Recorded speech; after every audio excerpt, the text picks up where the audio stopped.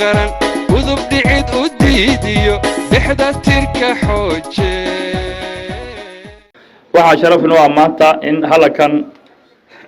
lagu soo gabagabeeyay ciidanka tababarka ugu jiray xerada Xurgoble muddo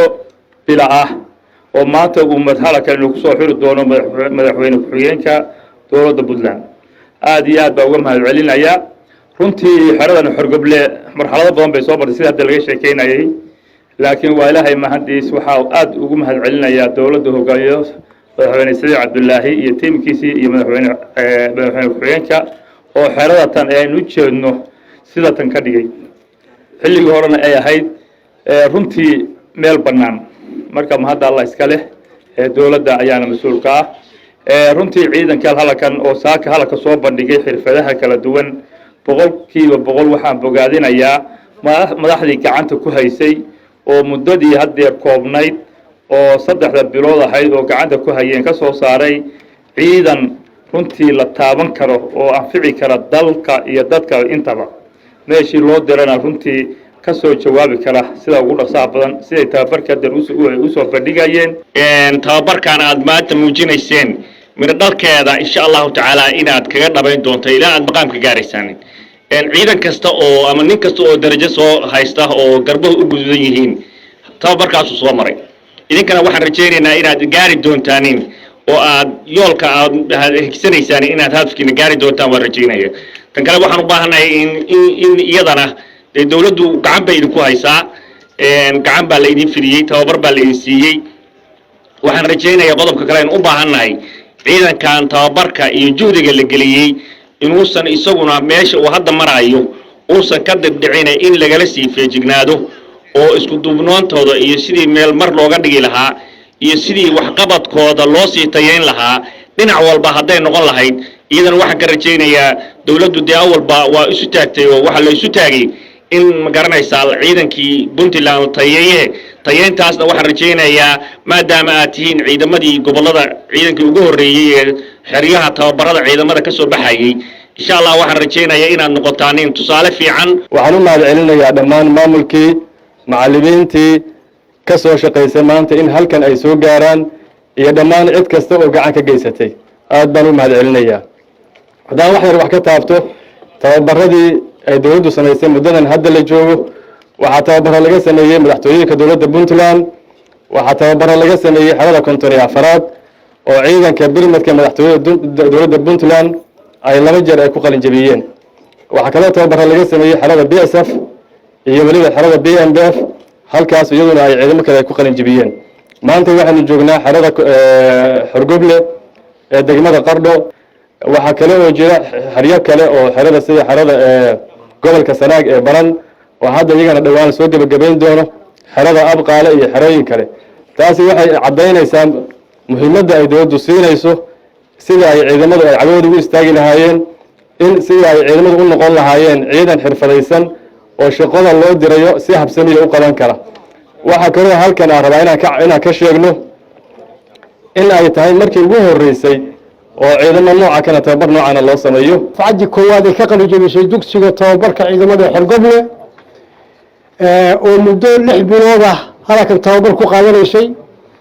aad iyo aad baan ugu faraxsanahay maantay in halkan inay joogno barnaamijka halkan maanta ka muuqda oo tababarka la xiraayo waa barnaamij dawladda maanta ka talisa Puntland ay hor dhigtay oo ah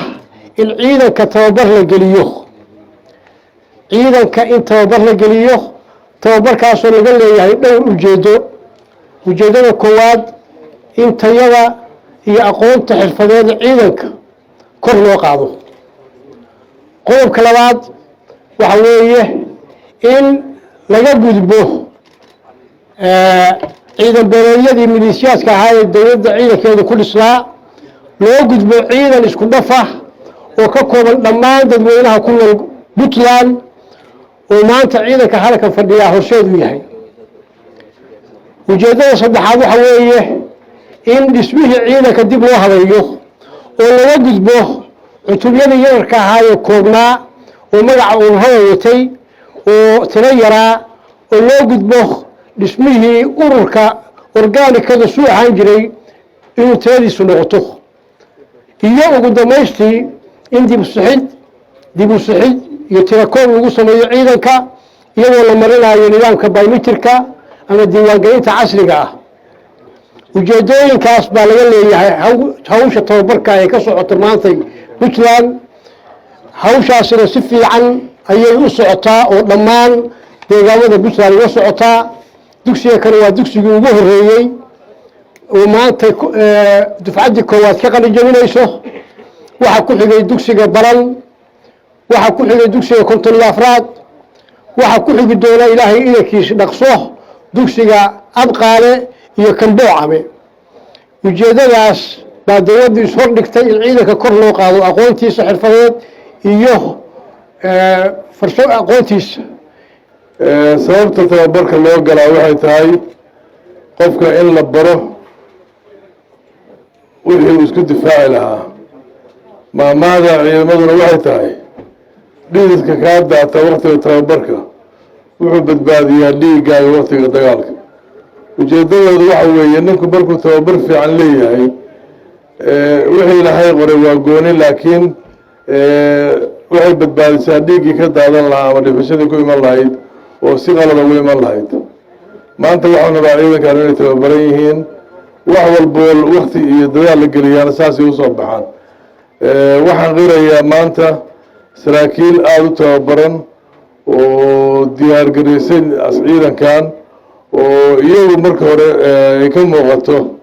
ciidannimo iyo dhisnaan iyo kala dambeyn inay ciidankan tababareen waxaan sidoo kale u mahad celinayaa taliyaha guud ee ciidamada oo isaguna wakti badan geliyey sidii ciidankan loo diyaarin lahaa ama dugsiganba loo furi lahaa iyo dugsiyada kaleba waxaan maanta ku faanaynaa puntland haddaan nahay ciidamada la dhisaayo oo dib u habeynta lagu sameynayo oo fikradda madaxda dowladda puntland ka timi annaguna aanu ku shaqeynayno waxaan u baahannahay inaynu dhisno askari aqoon leh tababar leh dishibiliin leh wadaniyad leh intaa marka la helo wuxuu sameyn karaa waajibaadka difaaca qaranka waxaan u hambalyeynayaa ciidanka dufcadda koowaad ee maanta ka qalin jabinaya meeshaan waxaan rajeynayaa ilaah idankiis wixii aada barateen inaad goobaha dagaalka la tagtaan iyo difaaca dalka aad baan ugu faraxsanahay maanta oo ah 2 bisha abriil 2020 in dafcaddii ugu horeysay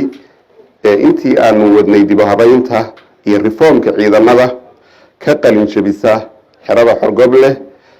wixii aanu aragnay baa nagu filan waxaan noo muuqda ciidan ujeedkii laga lahaa iyo targetkii la rabay in la gaaray ciidankuna ay ka faa'iideysteen macallimiintii iyo khubaradii la joogtay oo tababarka siinaysay iyo muddadii ay tababarka qaadanayeen inay si buuxda tababarka u qaateen baa ka muuqata aad baan waxaan ugu mahad celinayaa dhammaan intii ka qayb qaadatay in uu hirgalo tababarkan iyo dhammaan intii isku hawshay waxaan si gaar ah ugu mahad celinayaa taliyaha qaybta booliska ee gobolka Karkaar oo waagi horena ka mid ahaan jiray tababarada ciidamada talooyin fara badanna ka geystay habkan casriga ah ee xiriyaha tababarada ciidamada guddiga iyaga reformka wasiirka maaliyadda iyo aniga iyo taliyaha guud ee ciidamada difaaca dalka talooyinkii uuna siiyey miro dhalkoodii oo ay noo muuqdaan aad baanu si gaara ugu mahadcelinaynaa. waxaanu sidoo kale aanu u mahadcelinaynaa gudoomiyaha gobolka iyo gudoomiyaha degmada ee gobolka Karkaar iyo magaalada Qardho oo iyaguna martigeliyey ciidamada tan iyo baahiyahooda caafimaad iyo baahiyahooda kale mar walba u taagnaa ciidamada ku dhex jiray. dhaqan ahaan inay dad dhaqan yihiin magaalada ay joogaan oo magaalo dhaqana inay dad dhaqan noqdeen oo aan dhaqan iyo maxay tahay wax ayaaba wanaag mooyaan laga sheegin iyana waa ammaan kale. waxaan ku farxay oo aad iyo aad aniga ii taabtay oo waliba saad ogsoontihiin si gaara ii taabanaya mid buntlandnimo iyo mid gaaraba tababarkii aan halkaa ku arkay ciidankaas maanta waxyaabaha ay soo bandhigeen aad iyo aad bay runtii ii taabanaysaa. waxa aan maanta halka ka sheegayaa in sida wasiirka amnigu sheegay ama taliyaha ciidanku ii sheegay ama madaxda kale aan masaaka halkan u helin ay aan isku ognahay ciidankani waa ciidankii ugu horeeyey oo biometrika lagu dhaqan geliyo waxa laale wuxuu waajibaad u leeyahay haddii alla yidhi iyaga lagu bilaabayo. waxaan kale oo aan ka ducaysanaynaa anna aan ka ducaynaya idina aan leeyahay iska ilaaliya ilaahay cudurkan inkastoo aan isleeyahay maxay tahay inagu dembi badan ma lehino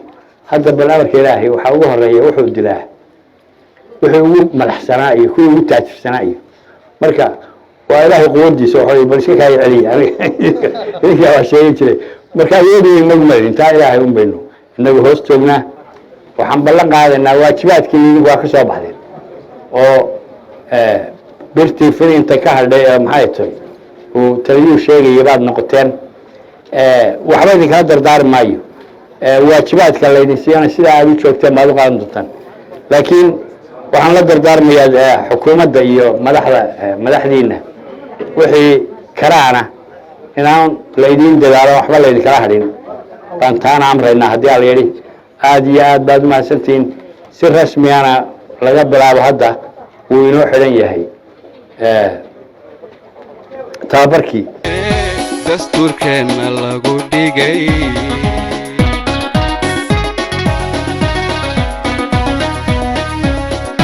ciidankii dhulkayga wada dhaabadadago yuryur dahadhurwaago dhabanasha cadowgii DMI